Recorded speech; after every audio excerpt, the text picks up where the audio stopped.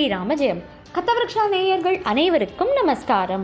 கதவிருக்ஷா வழங்கும் நவராத்திரி சிறப்பு நிகழ்ச்சியான தேவியை அறிவோம் நிகழ்ச்சியுடைய இன்றைய பகுதிக்கு உங்கள் எல்லாரையும் நான் வெல்கம் பண்ணுறேன். இந்த வருஷம் நம்ம இந்த பகுதியில் க்ஷேத்திர ஸ்லோகம், க்ஷேத்திர பாடல், க்ஷேத்திர கீர்த்தனை அந்த கான்செப்டை பேஸ் பண்ணி கோவில்களை பற்றியும் தாயாரை பற்றியும் தெரிஞ்சுட்டு வந்துட்டுருக்கோம். அந்த வகையில் நேற்றுக்கு நீங்கள் எல்லாருமே புலவர் குமரகுருபரர் அருளி செய்த மீனாட்சி அம்மன் பிள்ளைத்தமிழை பற்றி தெரிஞ்சுட்டோம். ஸ்ரீமதி சுப்புலக்ஷ்மி அவர்கள் அற்புதமான ஸ்பீச் நம்ம எல்லாருக்கும் கொடுத்து மதுரைக்கே நம்மளை அழைச்சிட்டு போயிட்டா. புலவர் எப்படியெல்லாம் அந்த தாயாரை அனுபவிக்கிறார், எப்படியெல்லாம் அவளுடைய திருவிளையாடல்களை எப்படியெல்லாம் நம்மளுக்கு காமிச்சு கொடுக்குறார் அப்படின்றத ரொம்ப அழகாக எக்ஸ்பிளைன் பண்ணின்னு வரா. அதோடைய தொடர்ச்சி தான் இன்றைக்கி மற்ற பருவங்களும். மீனாட்சி பரமேஸ்வரனை சந்தித்தல், அவ 2 பேருடைய திருமணம், இந்த காட்சிகள் எல்லாத்தையும் தான் நம்ம இன்றைக்கி பார்த்து கேட்டு அனுபவிக்க போகிறோம். நம்ம எல்லாரும் சேர்ந்து மீண்டும் இன்று மீனாட்சி அம்மை பிள்ளைத்தமிழை அனுபவிப்போம். வணக்கம். நவராத்திரி தின வாழ்த்துக்கள். திருமதி சுதர்ஷனா அவர்கள் நடத்துகிற யூடியூப் சேனலில் நவராத்திரி தின கொண்டாட்டங்கள் ரொம்ப விமர்சையாக போயிட்டுருக்கு. இதோட ஒரு நிகழ்ச்சியாக சிற்றிலக்கியங்களில் நவராத்திரி நாயகியர்கள் அப்படிங்கிற தலைப்பில் மீனாட்சி அம்மையோட பெருமையை சிற்றிலக்கியத்தில் மீனாட்சி அம்மன் பிள்ளைத்தமிழில் எப்படி புலவர்கள் பாடியிருக்காங்க அப்படின்னு சொல்லிட்டு தான் நாம் ஒரு பகுதியை முன்தினம் பார்த்தோம். அதோட அடுத்த பகுதி தான் இன்னைக்கு நாம் பார்க்க போகிறோம். ஏற்கனவே காப்பு பருவம், செங்கீரை பருவத்தில் எப்படி மீனாட்சி அம்மனோட பெருமையை போற்றியிருக்கார் புலவர் அப்படிங்கிறத பார்த்தோம். இன்னைக்கு அடுத்து வருகை பருவத்தில் அந்த புலவர் எப்படி பாடுறாரு அப்படிங்கிறத நாம் ரசித்து கேட்கலாம். வருகை பருவம்ன்றது பிள்ளைத்தமிழின் 6வது பருவம். இது குழந்தையோட 13ஆம் திங்களில் நிகழ்வது. குழந்தைய கரம் நீட்டி வரவேற்கிறதும் குழந்தை தளர் நடையிட்டு வருவதும் இந்த பருவத்தில் சிறப்பித்து பாடப்பட்டிருக்கு. மீனாட்சி தாயாரையே குழந்தையாக நினச்சி தளர் நடையிட்டு வருகிறாள் அப்படின்னு புலவர் கற்பனை பண்ணிக்கிட்டு குழந்தைய வருக வருகன்னு சொல்லி வேண்டி கேட்டுக்கிறாரு. இந்த பருவத்தில் நறுமணம் கமிழும் கூந்தலை உடைய பெண் யானையான மீனாட்சி தாயாரே அறிவின் வெள்ளப்பெருக்கே சிவபெருமானோட 3 கண் ஒளிகளுக்கு அளித்த நல்ல விருந்தே நீ வருக அப்படின்னு சொல்றாரு. 3 கடவுளருக்கும் வித்தாக அமைந்தவளே நீ வருக அப்படின்னு புலவர் அழைக்கிறாரு. வித்து இன்றி விளையும் பரமானந்தத்தின் விளைவே நீ வருக தாயாரே அப்படின்னு அழைக்கிறாரு. பழைய வேதங்களின் குருத்தே வருக, அருள் கனிந்த மேன்மையே வருக, பிறவியாகிய பெரும் பிணிக்கு மருந்தே வருக, மழலை பேசும் கிழியே வருக, மலையத்துவச பாண்டிய மன்னன் பெற்ற பெருவாழ்வே வருக வருகவே அப்படின்னு சொல்லி இந்த பாடல் மூலமாக ரொம்ப ரசித்து அழைக்கிறாரு அந்த தாயாரை இந்த புலவர். பெருந்தேன் இறைக்கும் நரைக்கூந்தல் பிடியே வருக, முழுஞான பெருக்கே வருக, பிறைமௌலி பெம்மான் முக்கண் சுடருக்கு இடுநல் விருந்தே வருக, மும்முதற்கும் வித்தே வருக, வித்தின்றி விளைக்கும் பரம ஆனந்தத்தின் விளைவே வருக, பிறவி பெரும்பிணிக்கு ஓர் மருந்தே வருக, பசுங்குதலை மழலை கிழியே வருக, மலையத்துவசன் பெற்ற பெரு வாழ்கே வருக வருகவே அப்படின்னு ரொம்ப அருமையாக ரசித்து அழைக்கிறாரு. இப்போ கூட நம்ம குழந்தைங்கள ஏதாவது சொல்லி தானே அழைக்கிறோம். என் கண்ணேவா, என் மணியேவா, என் பொன்னேவா அப்படின்லாம். அதே மாதிரி மீனாட்சி தாயாரோட பெருமை அவருக்கு தெரிஞ்சதுனால அந்த பெருமைகளையே சொல்லி அழைக்கிறாரு இந்த புலவர். இதில் மீனாட்சி தாயார் ஞானமுடையவள், சிவன், திருமால், பிரம்மா ஆகிய 3வர்க்கும் மூலமானவள், அடியவர் பிறவி நோய்க்கு மருந்து போன்றவள் அப்படிங்கிறதெல்லாம் மீனாட்சி அம்மனோட பெருமையாக சொல்லப்படுது. தமிழோட தனிப்பெரும் சிறப்பு எல்லாமே இந்த பிள்ளைத்தமிழில் சொல்லப்பட்டிருக்கு.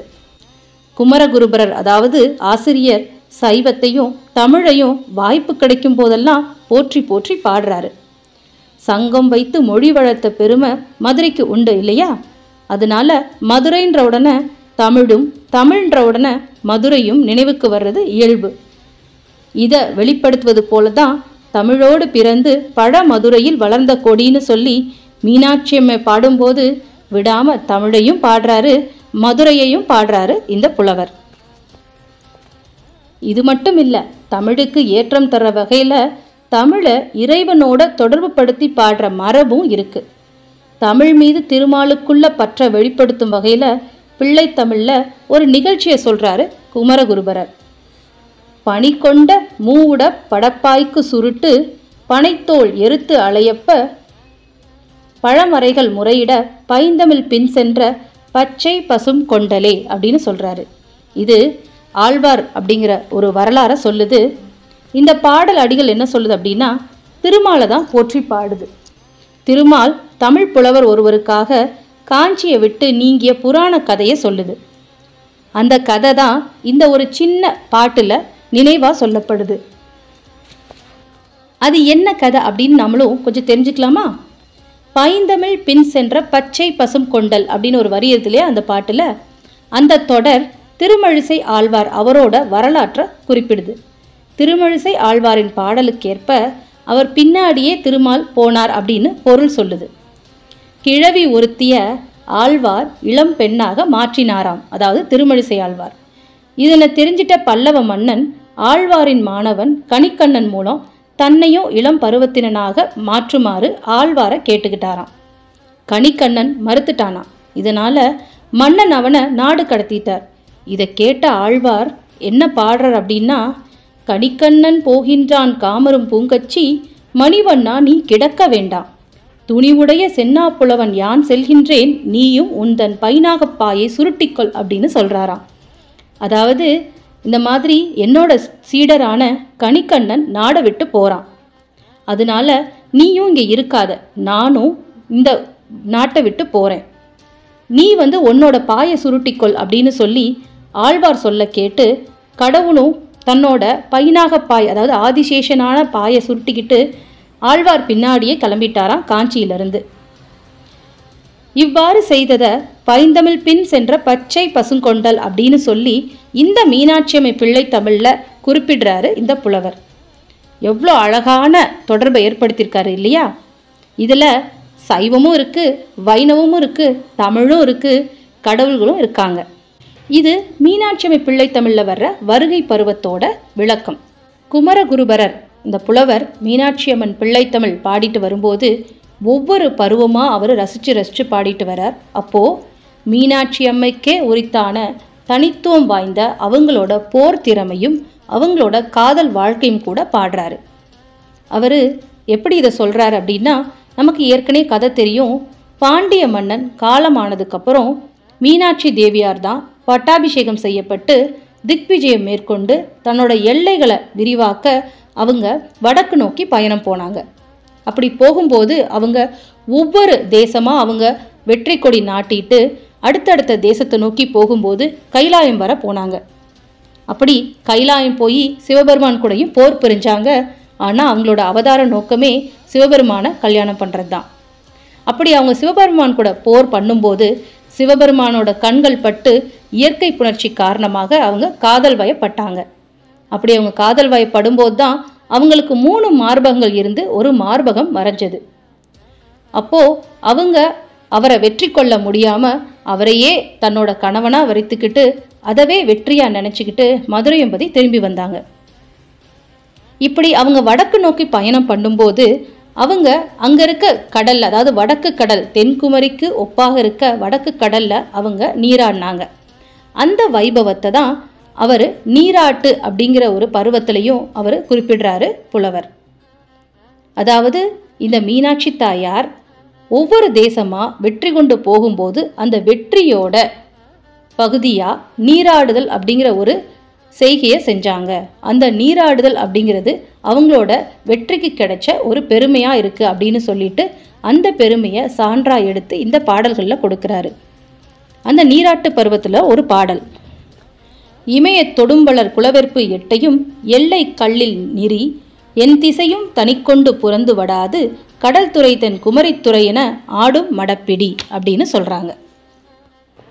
அது மட்டும் இல்லை, கண்ணுக்கே தெரியாத இடை கொண்ட மீனாட்சி தாயார் எப்படி சிவபெருமான் மேலே இயற்கை புணர்ச்சி முறையில் காதல் வயப்பட்டார் அப்படின்னு சொல்கிறாரு புலவர். பொய் வந்த நுண்ணிடை நுடங்க கொடிஞ்சி பொலம்தேரோடு அமரகத்து பொன்மேறி வில்லிய எதிர்ப்பட்ட ஞான்று அம்மை பொம்மல் முளைமூன்றில் ஒன்று கைவந்த கொழுனரோடும் உள்ள புணர்ச்சி கருத்தான் நகத்தொடுங்க அப்படின்னு அவங்களோட வாழ்க்கையும் அழகா வடிச்சிருக்காரு புலவர் இந்த நூலில். இவ்வளோ அழகா அவங்களோட பெருமையை சொன்ன புலவர் இந்த பாட்டில் எல்லாரையும் மெய்சிலிருக்க தான் வச்சிருக்காரு.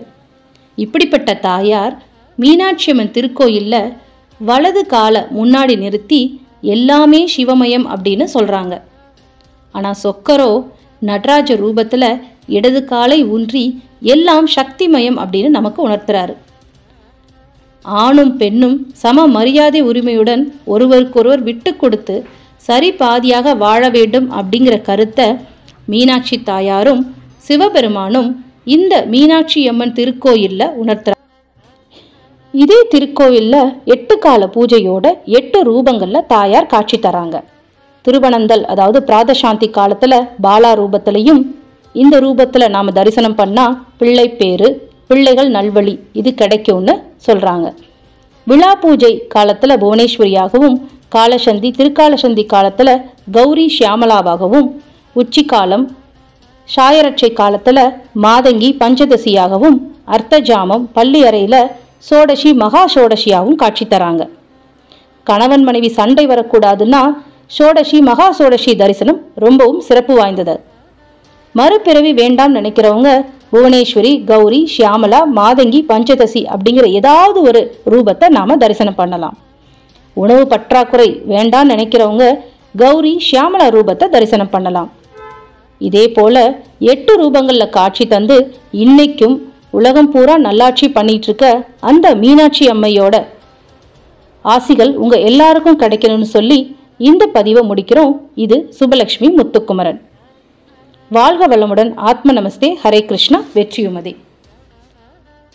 ஸ்ரீமதி சுப்புலக்ஷ்மி அவர்களுக்கு எத்தனை நன்றிகள் சொன்னாலும் அது போரவே போராது. ஏன்னா கடந்த 2 நாட்களாக பிள்ளைத்தமிழோட அந்த மீனாட்சி அம்மை தாயாரையும் விதமாக நம்ம அனுபவிச்சிட்டோம். ஒவ்வொரு பருவமும் விளக்கங்களும் எங்கள் எல்லாராலையும் அந்த தாயாரை ஆத்மார்த்தமாக அனுபவிக்க முடிஞ்சது. இப்படி ஒரு செஷன் 2 நாளாக எங்களுக்கு கொடுத்ததுக்கு கத்தவிருக்ஷா சார்பாக மீண்டும் மீண்டும் நன்றிகள், நமஸ்காரங்கள். உங்கள் கூடயும் உங்கள் குடும்பத்தினர் அனைவரிடமும் மீனாட்சி அம்மையாருடைய பரிபூர்ணமான அருள் அனுகிரகம் சுந்தரேஸ்வரருடைய ஆசீர்வாதம் எப்பயுமே இருக்கணும்னு நாங்கள் எல்லாருமே பிரார்த்தனை பண்ணிக்கிறோம். வியூவர்ஸ் அண்ட் ஆடியன்ஸ், கடந்த 2 நாட்களாக அற்புதமான பிள்ளைத்தமிழ் மூலியமாக நம்ம அந்த மீனாட்சி அம்மை தாயாரை அனுபவித்தோம். நீங்கள் எல்லாருமே இதை நன்னா எக்ஸ்பீரியன்ஸ் பண்ணியிருப்பேள் அப்படின்னு நினைக்கிறேன்.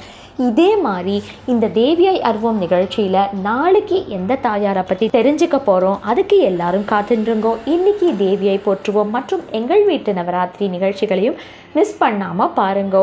தினம் நவராத்திரியில் வர எல்லா ப்ரோக்ராம்ஸையும் பார்த்து உங்கள் ஃபீட்பேக்கை மறக்காமல் மென்ஷன் பண்ணுங்கோ. உங்கள் எல்லாரையும் மறுபடியும் அடுத்த நிகழ்ச்சியில் நான் சீக்கிரமே சந்திக்கிறேன். அது வரைக்கும் நமஸ்காரம்.